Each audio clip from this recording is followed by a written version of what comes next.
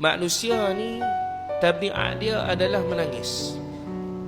Sama ada menangis itu kerana kesedihan ataupun menangis kerana gembira ataupun menangis kerana kecewa ataupun Allahumma salli ala sayyidina Muhammad, apa-apa sahaja yang menyentuh hati perasaan dia. Tuan-tuan, cuba kita tanya diri kita balik. Pernah tak air mata kita ni tuan-tuan keluar kerana takut kepada Allah?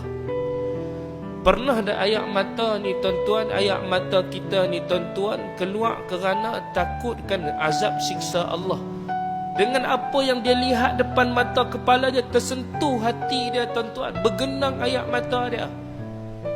Tuan-tuan, cuba kita tanya balik diri kita tuan-tuan, adakah mata kita ni pernah menangis kerana Allah? Nabi kata apa? Dua perkara, dua titisan yang paling disukai oleh Allah. Dua titisan. Tidak ada yang paling Allah sayang, yang paling Allah suka daripada dua titisan. Yang pertama, titisan air mata yang mengalir kerana takutkan kepada Allah. Yang kedua, kerana titisan darah yang mengalir kerana berperang, berjihad di jalan Allah.